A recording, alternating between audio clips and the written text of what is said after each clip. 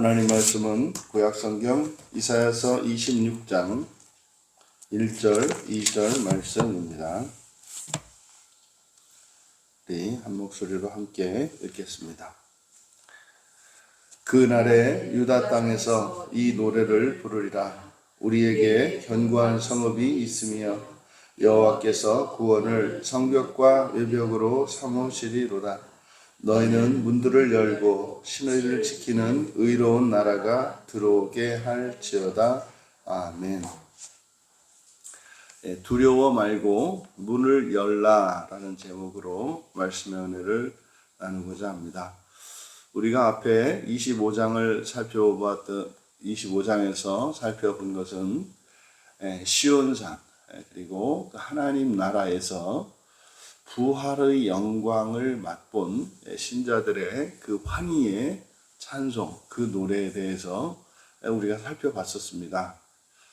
정말로 우리가 지금은 부활이 이러네 저러네, 첫째 부활이 있네, 또 우리가 부활하게 되면 천사를 부릴 것이네, 우리가 이제 말은 그렇게 하고 성경에 있는 가르침을 이제 그 진리를 알고는 있습니다만은 실제로 그것이 아직 완전히 실감나지는 않는단 말이에요. 그래서 소망이라는 말이 미래에 이미 이루어진 것이라는 의미를 갖습니다. 이렇게 이제 누군가에게 이야기를 전했을 때 그게 알 듯 하기도 하고 알 것 같기도 하고 모를 것 같기도 하고 그렇거든요. 그러니까 뭐 미래에 확실히 되느냐 안 되느냐, 어쨌든 현재는 안 돼 있지 않느냐.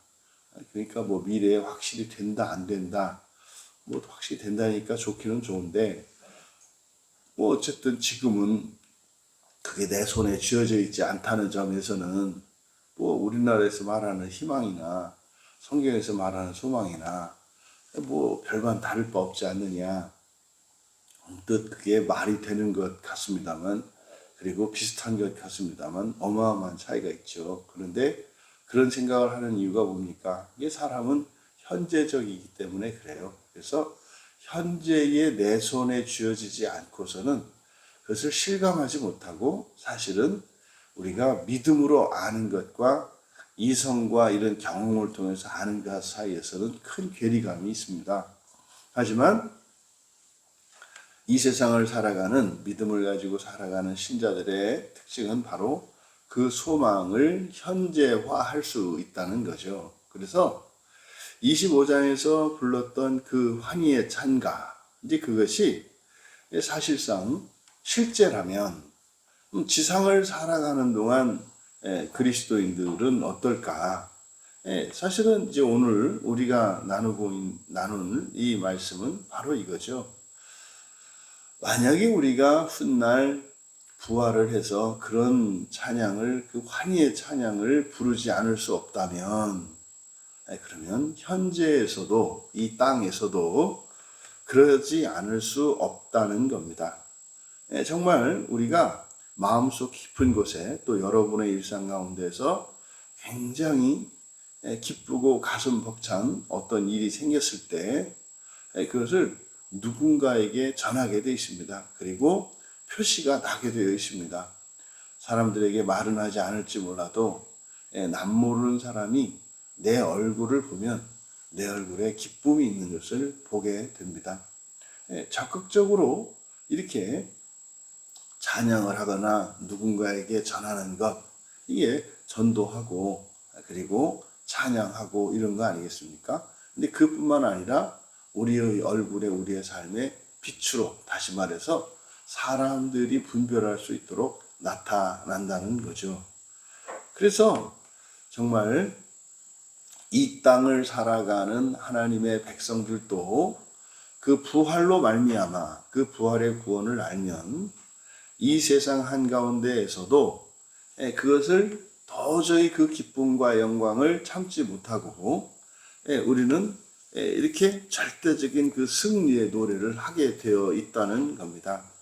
그래서 오늘 우리가 읽은 이 두 구절은 바로 지상을 살아가는 신자들이, 하나님의 백성된 신자들이 바로 왜 이렇게 이 지상에서도 기뻐하며 찬양하지 않을 수 없는 그 이유를 밝혀줄 뿐만 아니라 그런 자들의 삶이 바로 그 부활의 은혜를 아는 사람과 그렇지 않은 사람 사이에 그 구별되는 점이 있다는 거예요. 이거를 거룩함이다 이렇게 얘기하지 않습니까? 그래서 요거를 이렇게 거룩함으로 인해서 일어나는 생활의 다른 점, 이걸 사명이라고 합니다. 그러니까 표시가 나고 또 그런 사람들에게는 주체할 수 없는 그 영광과 기쁨을 누리는 사람들에게는 그 사람들이 살아야 할 사명이 있다는 거예요. 바로 이제 오늘 말씀을 통해서 그 이 땅에서 그 찬양을 부르는 성읍, 여기서는 성읍입니다만 오늘날 우리에게는 교회가 되는 거죠. 그래서 교회에는 이런 사명이 있고 그런 기쁨의 찬양이 울려 퍼진다는 거죠. 이제 한 절씩 살펴보면 1절의 상반절에 보면 그날에 유다 땅에서 이 노래를 부르리라 이렇게 되어 있거든요. 근데 여기가 굉장히 강조되어 있습니다. 그날에 유다 땅에서 이 노래를 부르리라. 이제 사실은 그거죠. 부르게 될 것이다 라고 하는 의미입니다만 여기는 굉장히 강조되어 있습니다. 지금 우리말로는 이게 잘 표시가 안 납니다만 보통 노래를 부르다 그럴 때 동사 자체가 그냥 쉬르 그러면 노래 부르다 라는 뜻입니다. 그래서 쉬르를 쓰면 돼요. 그런데 이런 것들을 이제 동적 목적어를 취한다 그러잖아요. 우리가 글을 쓸 때도 뭐 하고 있니? 뭐 쓰고 있어. 뭐 이렇게 하고 있. 그러면 알아듣잖아요. 먹는다 할 때도 무엇인가 목적어를 빼도 알 수 있단 말이에요. 그러니까 여기 이제 노래하다라고 하는 이 단어가 그래서 동사 자체에 목적어가 내포되어 있습니다. 그래서 목적어를 쓰지 않는다고요. 우리가 글을 쓰는 여러 가지 원칙이 있는데 최소한 반복을 피합니다. 이게 이제 일반적인 어법이에요. 그런데 여기는 노래를 이라고 하는 목적어를 또 씁니다. 그러니까 이것은 강조할 때 하는 거예요. 그래서 이 노래를 강조하기 위해서 목적어를 쓰고 또 여기서 노래를 부르리라 이렇게 되어 있습니다만 이게 수동 강조형 푸할리라 그래서 강조 수동태가 있습니다. 강조 수동태. 그러니까 노래를 부르리라가 아니라 노래가 이제 주어가 노래거든요. 노래가 반드시 불려지게 되고야 말리라 이렇게 되는 겁니다. 그러니까 노래가 반드시 불려지고야 말리라.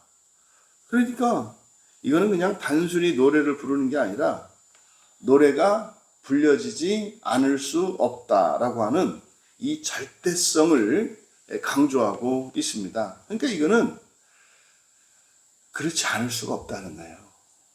이 세상의 교회는 부활의 영광으로 말미암아서 찬양이 나오지 않을 수 없고 그 기쁨과 영광으로 말미암아서 뭔가가 표시나게 되어 있다는 거예요. 그러니까 이거는 바로 앞에 25장에서 바로 그렇게 진짜로 우리가 하나님과 하나 되는구나. 예수님께서 너희가 내 안에, 내가 너희 안에, 내가 아버지 안에 이렇게 말씀하시더니 정말이었구나. 그 그냥 단순한 어떤 구원에 대한 그런 어떤 표시가 아니라 이게 존재론적으로 진짜였구나. 진짜였구나. 여러분, 우리가 믿고 있는 작정의 그 보편의 작정, 그리고 제한 구원의 예정. 그러니까 첫째 부활에 참여하는 것은 모두는 아니다. 하나님이 계획하신 것은 특별한 사람들을 선택하셔서 먼저 첫째 부활에 임하게 하셨다. 그런데 이 얘기는 절대로 모든 사람이 첫째 부활에 참여할 수 없다는 얘기가 아닙니다.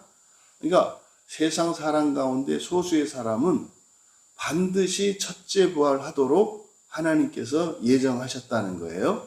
근데 예정이라고 하는 이 말 안에 담겨 있는 의미가 뭡니까? 하나님의 계획, 미래에 대한 계획과 미래의 뜻이죠, 하나님의.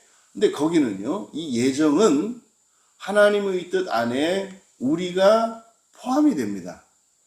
그래서 예정하신 뜻은 사람에게 순종과 불순종이라고 하는 두 차원으로 예정되어 있어요. 그래서 예정은 이중예정이다 그랬죠. 이걸 이제 우리 개혁주에서는 선택과 유기라고 한다고요.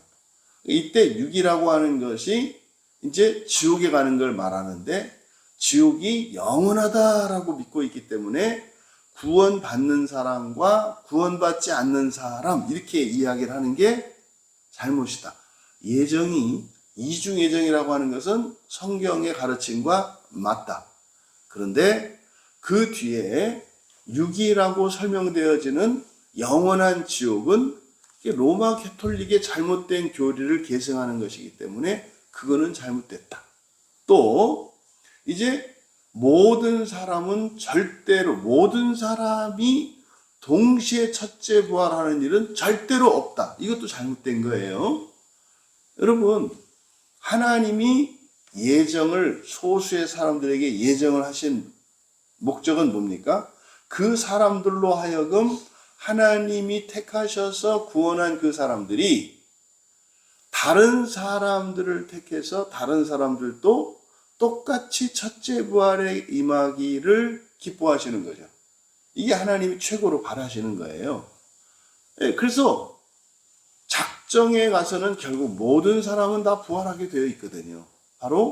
그래서 이 작정의 보편 구원, 그리고 예정의 제한 속죄, 이게 성경적인 가르침입니다. 그러니까 지금은 이렇게 우리나라 전 세계 교회가 2000년이 아니죠.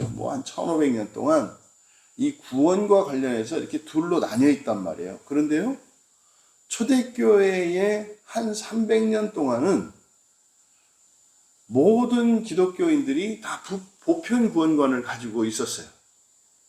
이제 모든 사람들이 있다고요. 모든 사람들이. 근데 이제 오늘날 마치 보편구원론, 우리나라 같은 경우에는 이렇게 보편구원론을 이야기하면 자유주의자다, 이단이다, 이렇게 얘기를 하는데, 그게 원상으로 회복된 거예요. 성경으로 돌아온 거거든요, 성경으로. 그러니까 여러분, 그러면 이제 그런단 말이에요. 이렇게, 제한 속죄를 믿는 사람들이 대다수고, 보편구원을 믿는 사람들이 숫자고, 여러분, 신앙생활이 숫자로 하나요? 아니, 그러면 기독교는 맨날 틀렸게요? 기독교가 다수인 적이 있습니까? 이 세상에서? 없다니까요.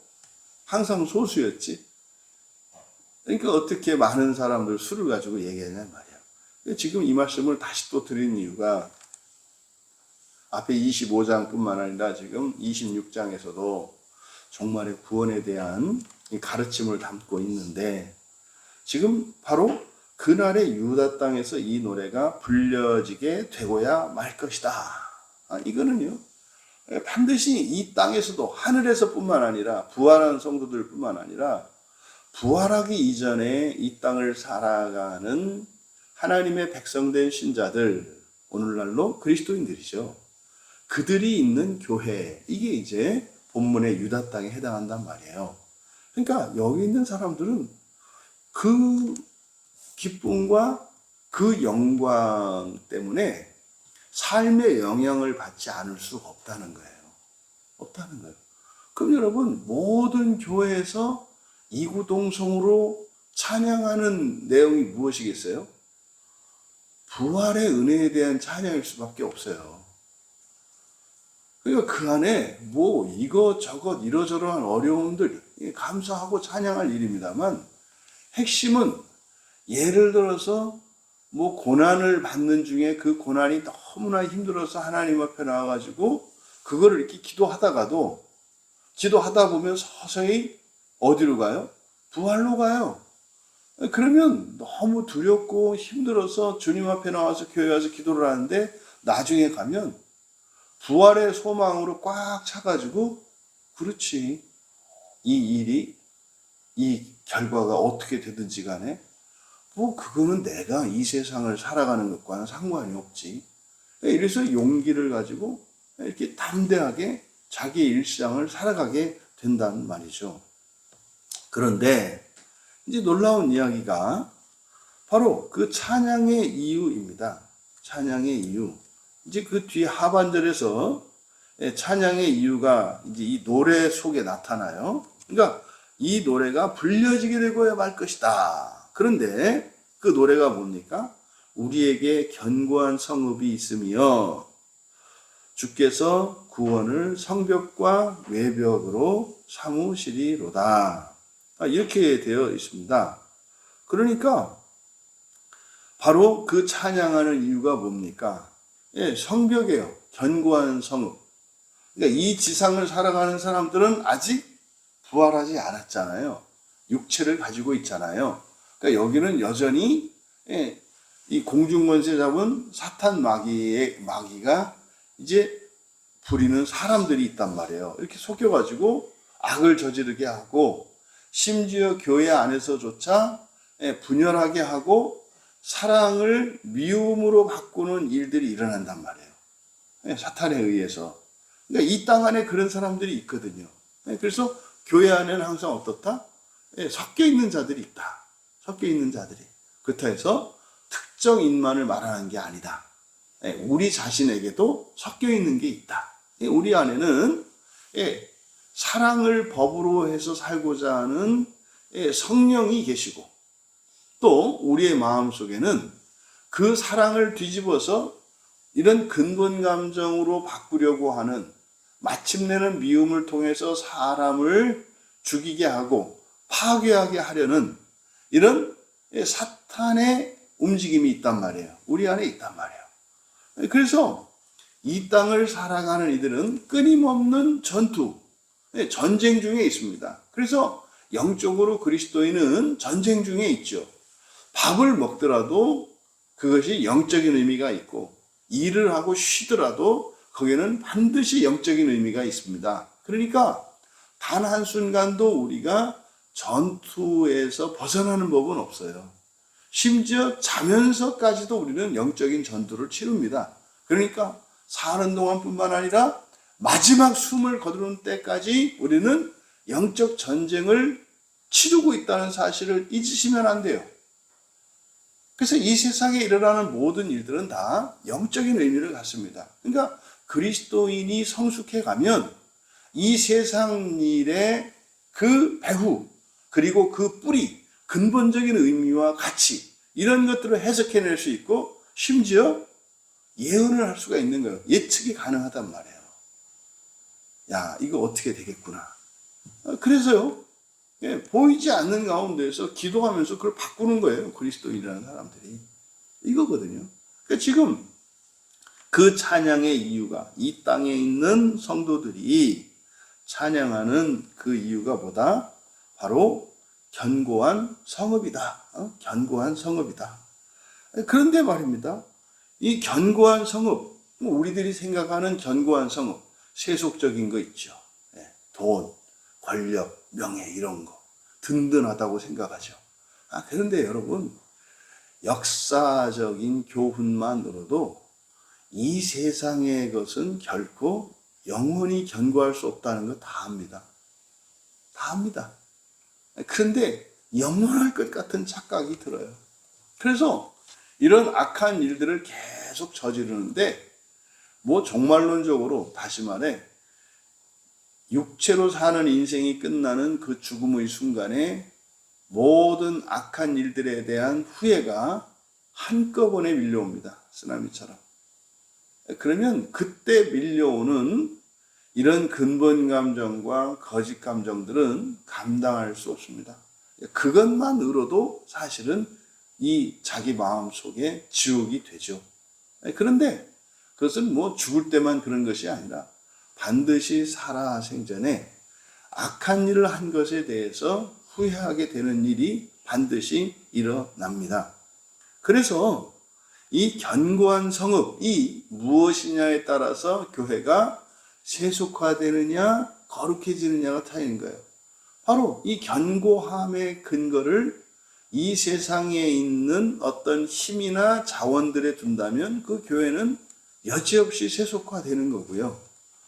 근데 여기서 바로 이 성벽의 견고한 성읍, 이것이 바로 무엇이냐? 뒤에서 주께서 구원을 성벽과 외벽으로 삼으시로다. 그러니까요, 교회의 견고함, 안전, 절대적인 평화와 자유에 대한 보장, 이것이 뭐라는 겁니까? 구원이라는 거예요. 이 구원이 예수와이잖아요. 예수. 그러니까 우리가 예수 그러잖아요. 우리의 힘, 우리의 반성, 우리의 산성, 우리의 구원, 이게 예수. 예수라고 하는 말이 히브리어 예수와의, 예수와에서 온 거예요. 그러니까 이름 자체가 바로 뭐예요? 구원자라는 뜻이거든요. 그래서 바로 구원을 성벽과 외벽으로 삼으시리로다. 그럼 여러분, 교회가 그러니까 이렇게 하나님을 기뻐하고 찬양하는 이유가 부활의 구원인데, 그 부활의 구원에 대한 그 안정, 확실성, 이게 바로 뭐라는 거예요? 예수라는 거예요. 예수. 예수가 우리의 이런 평화와 기쁨과 찬양을 부르게 하는 이유라는 거예요. 이게 바로 구원이죠. 그런데 이제 이 구원받은 자, 이런 구원받은 자, 바로 구원 안에 있는 이들은 그런 찬양과 기쁨을 부르지 않을 기쁨의 찬양을 부르지 않을 수 없다는 거죠. 그런데 2절에서는 이제 너희는 이렇게 됩니다. 그러니까 1절에서 구원받은 신자들, 근데 그들이 이제 너희는, 이게 너희입니다. 구원의 성벽 안에 있는 이들이죠. 이들은 그렇게 찬양만 하고 있는 게 아니라 바로 그 성벽을 넘어서서 성 밖으로 넘어가서 바로 그것을 전해야 할 위대한 사명이 있는 거죠. 그래서 너희는 문들을 열라 그랬어요. 문들을 열라. 문 아니고 복수형으로 해서 문들을 열어라. 그러니까 이것은 보통 이제 성에 있는 동서남북에 보통 문이 있단 말이죠. 그러니까 모든 문을 열라는 거죠. 너희는 문들을 열어라. 그러니까 구원받은 신자들이 해야 되는 사명이 뭐라는 거예요? 문들을 여는 거예요. 문들을 여는 거예요. 그럼 이 문들은 1차적으로는 우리의 마음의 문이겠고, 그리고 성벽의 문, 성의 문이겠고, 오늘날 우리 교회로 말하면 교회의 문이겠고, 이게 사실은 그리스도인들이 살아가는 삶의 자세가 뭡니까? 자기의 마음 안에 갇혀 살지 않고 마음 문을 열고 세상으로 나오는 거고요. 또 교회 안에서만 배타적인 공동체로 살아가는 것이 아니라 세상 문을 활짝 열어젖히고 세상을 품는 것이 교회 공동체인 거죠. 근데 왜 이렇게 못합니까? 두려움 때문에 그래요. 두려움 때문에. 그래서 두려워하지 말고 문을 열라는 거죠. 수치스러워하지 말고 문을 열라는 거죠.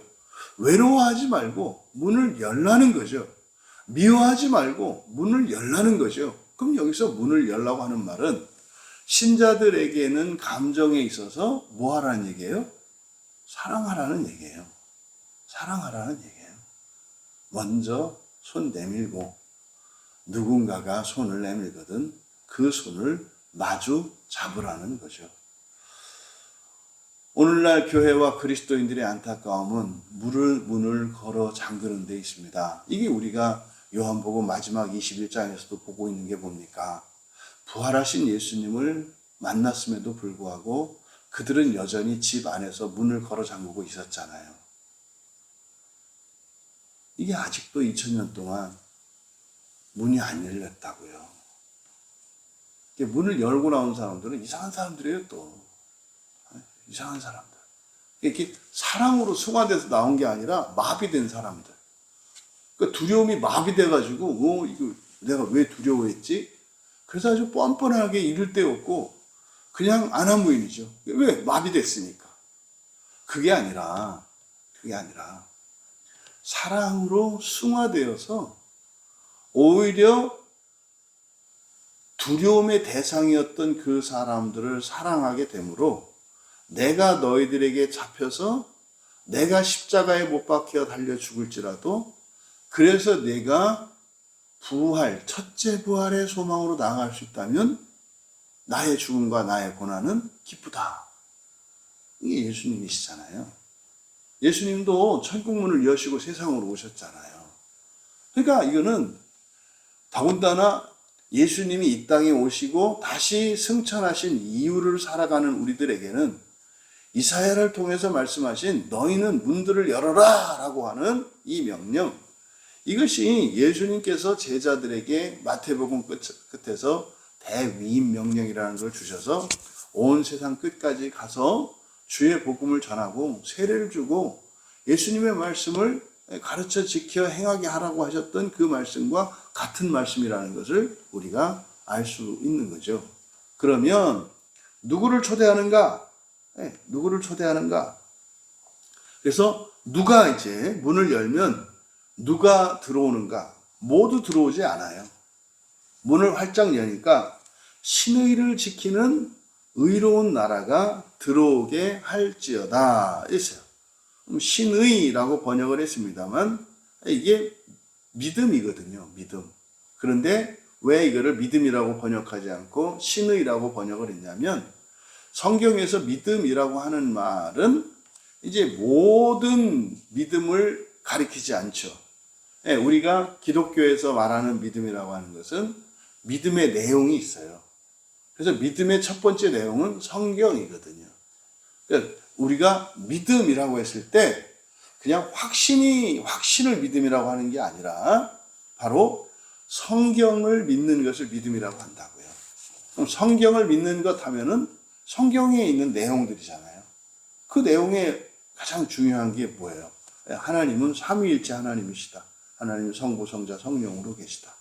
그리고 우리의 구원주, 그리고 구약에서 언약하시는 분으로 나타난 여호와, 그 구약 성경의 여호와, 이거는 신약 성경의 예수님이다. 그래서 성경의 그 세번역 성경에는 구약 성경의 여호와를 주라고 번역을 해놓고 신약 성경에서도 예수님을 주라고 하잖아요. 그러니까 여호와가 예수라고 하는 사실이에요. 그런데 예수님과 성부 하나님이 하시는 일과 성자 하나님이 하시는 일, 그리고 성령 하나님이 계셔서 우리의 본성을 바꾸시는 그 사역을 주도적으로 하시는 분이 성령이다라고 하는 것을 가르쳐줘요. 그러니까 이 내용이 사실은 뭡니까? 우리가 고백하는 사도신조예요. 사도신조 안에 성경에 있는 가장 우선적이고 중요한 내용들을 요약해 놨는데 사도신조의 내용이 뭐예요? 성부, 성자, 성령 하나님을 믿습니다라는 내용이에요.